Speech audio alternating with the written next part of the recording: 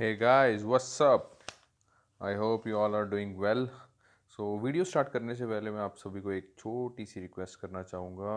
जिन बच्चों ने मेरा चैनल अभी तक सब्सक्राइब नहीं किया है वो प्लीज़ पहले इसको सब्सक्राइब कर दें और वीडियो के बाद इसको लाइक कर दें अगर अच्छे लगे तो, और कमेंट कर दें अगर कोई भी क्वेरी हो। Okay, thank you so much. So let's start our new video regarding the 10 MCQs of economics. Uh, this 10 MCQs related to inflation. Okay, so let's start. So the first question is how inflation affects the price of the commodities. Inflation कैसे affect करती है price of commodities. Inflation का मतलब क्या होता है भैया? Inflation का मतलब होता है महंगाई। महंगाई बढ़ गई है, महंगाई बढ़ गई है मतलब कि जो वस्तुएं हैं, जो गुड्स हैं, जो कमोडिटीज़ हैं, उनके जो प्राइस हैं वो बढ़ चुके हैं। ओके, तो ऑप्शन देखते हैं। प्राइस ऑफ कमोडिटी डिक्रीजेस, नहीं sir. Price of commodities increases, बिल्कुल सही सर। तो the answer here is B. Okay, question number 2, when there is high inflation, जब बहुत ज़्यादा महंगाई है इकोनॉमी में, how will it affect the supply of money in the economy. Okay, तो जैसे कि मैं आपको पता है सर, इन्फ्लेशन का इन्फ्लेशन में होता क्या बेसिकली? इन्फ्लेशन होती किस वजह से? या मार्केट में मनी सप्लाई बढ़ जाती है, आपको याद हो, जिस वजह से आरबीआई मॉनेटरी मेजर्स यूज़ करती है ना, और मॉनेटरी पॉलिसी यूज़ करती है, सॉरी, मॉनेटरी पॉलिसी में क्या करती है आरबीआई? आरबीआई मॉनेटरी पॉलिसी में अपने जैसे कि फॉर एग्जांपल सीआरआर, एसएलआर वगैरह यूज़ करती है। ठीक है, इनको इंक्रीज कर देती है ताकि मार्केट से मनी सप्लाई कम हो जाए बेसिकली। ओके, तो when there is high inflation in the economy, how will it affect the supply of the money in the economy? The first the first option is no effect on the money supply. No sir. Supply of money decreases, नहीं sir. Supply of money increases sir. Okay, money supply बढ़ जाती है, इसी वजह से तो high inflation होती है। ओके, और आरबीआई क्या करता है? मनी सप्लाई को कम करता है by using its monetary policy measures. Okay, question number 3, which of the following class will not get be negatively affected by the higher inflation? Okay, consumer class sir. Consumer को तो सबसे ज़्यादा फर्क पड़ता है सर। आप सामान लेने जाते हो, पहले कोई चीज़ 10 की मिलती थी, अभी सर 15 की मिलती है। घर वाले कहते होंगे आपके, अरे भैया महंगाई बढ़ चुकी है बहुत ज़्यादा। ओके, डेप्टर क्लास सर, जो कर्ज वाला बंदा है वो बेचारा कर्ज नहीं ले सकता। ठीक है, कर्ज भी महंगा मिलेगा। ओके, ज़्यादा ब्याज लगेगी। पेंशनर सर, पेंशनर पेंशनर को सर 2,000 रुपये पेंशन मिल रही है। ठीक है, लेकिन चीज़ों के दाम बढ़ते जा रहे हैं, तो लेकिन उसकी पेंशन वहीं की वहीं है। ओके, बिजनेस क्लास को सर नेगेटिवली इफेक्ट इसलिए पड़ेगा क्योंकि the business class will be get richer by receiving the higher prices of commodities. Okay, क्योंकि उसको तो यार अपनी वस्तुओं का महंगा दाम मिल रहा है ना, तो business class will not be negatively affected by the higher inflation. Okay, so the answer is D. Okay, question number 4, which of the following concept is just opposite to deflation? Deflation का मतलब क्या होता है sir? Deflation का मतलब होता है reduction in the general price level. Okay, इसका उल्टा क्या है? इसका उल्टा क्या है? Inflation, increase in general price. Okay, option में देखें, आंसर इज बी। स्टैगफ्लेशन क्या होता है सर? स्टैगनेंट वर्ड से बना था। स्टैगनेंट मतलब रुक जाना। Stagflation is a type of inflation. Inflation plus unemployment plus slow down, stagnant हो गया ना, स्लो डाउन हो गया। ओके, अनएम्प्लॉयमेंट होगी, बेरोजगारी, प्लस इन्फ्लेशन। ओके, इन्फ्लेशन आपको पता है increase in general prices. Recession sir, slow down sir, बिल्कुल मंदी होगी। ठीक है, ओके। डिसइन्फ्लेशन क्या होता है? डिसइन्फ्लेशन मतलब slow down in inflation. Okay, slow down in inflation. तो the answer here is B. Question number 5, which of the following measure is adopted to reduce inflation? Inflation को कम करने के लिए कौन सा मेजर अपनाया जाए? Okay, reduction in bank rate, no sir.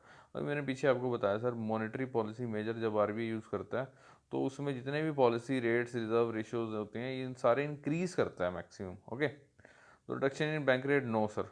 Reduction in repo rate, obviously not. Cuts in government spending, बिल्कुल सही जवाब सर, क्योंकि गवर्नमेंट स्पेंडिंग अगर कम करेगी तभी तो मार्केट में पैसा, मनी सप्लाई कम होगी। ठीक है, और तभी स्पेंडिंग, गवर्नमेंट की स्पेंडिंग करने से मार्केट में पैसा कम आएगा, जिससे इन्फ्लेशन काबू में आएगी। ठीक है, इंक्रीज इन गवर्नमेंट एक्सपेंडिचर तो उल्टा और बढ़ाएगी inflation. Okay, so the answer is C.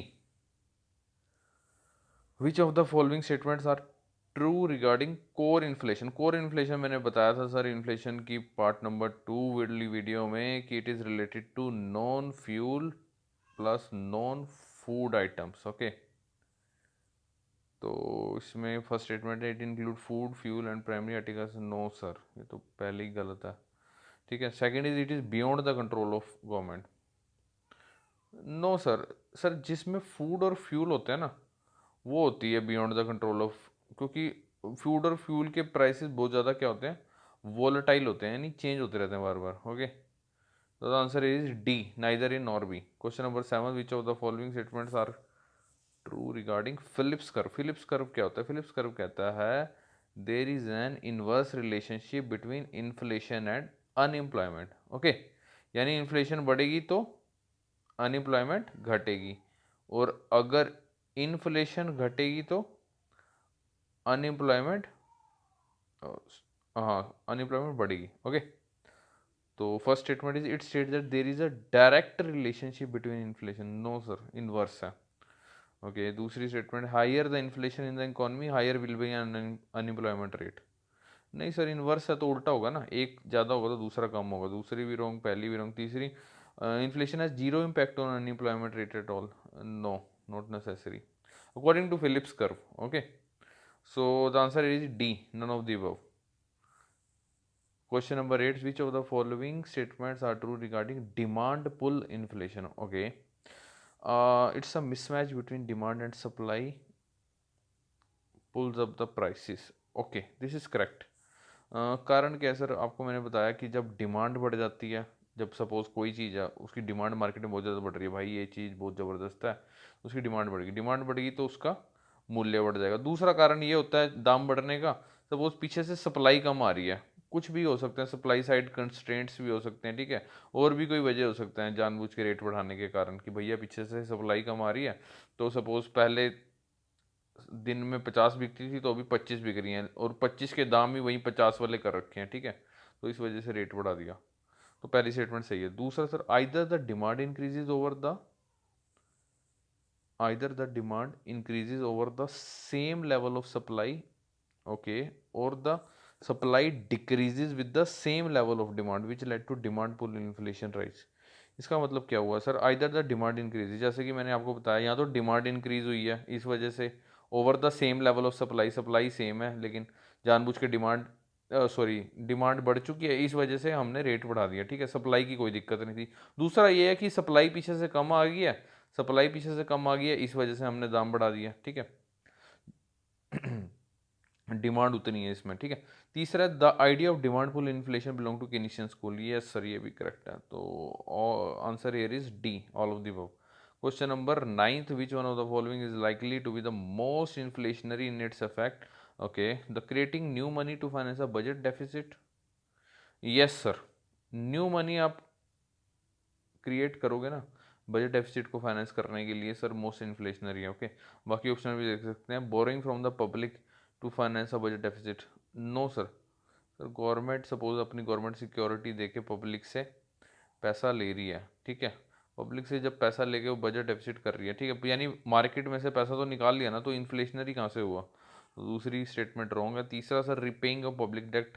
No sir, इसका कोई वो लेना नहीं। अगर रीपे भी करेगी, रीपे करने के लिए उसको लोन लेना पड़ेगा, लोन लेने के लिए या तो इंटरनल लेगी या एक्सटर्नल लेगी, ठीक है, इंटरनल के केस में मनी सप्लाई रिड्यूस हो जाएगी मार्केट से, ठीक है।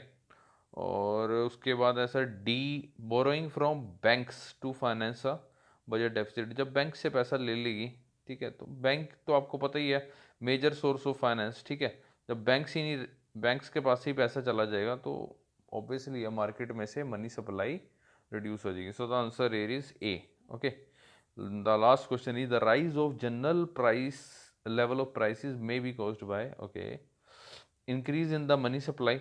बट ऑब्वियस सर, मैंने आपको शुरुआत से बताया फर्स्ट क्वेश्चन से, decrease in effective demand. No sir, demand तो बढ़ेगी ना, डिमांड बढ़ेगी, इफेक्टिव डिमांड बढ़ेगी तभी तो चीज़ों के मूल्य बढ़ेंगे भैया। ओके, तीसरा sir, decrease in the aggregate level of good supply. बिल्कुल सही सर, मैंने आपको बताया था सप्लाई कम होगी तो इस वजह से रेट बढ़ जाएगा। ओके, तो answer is 1 and 3, answer is D only. So thanks for watching. Please review, share and subscribe. Thank you so much.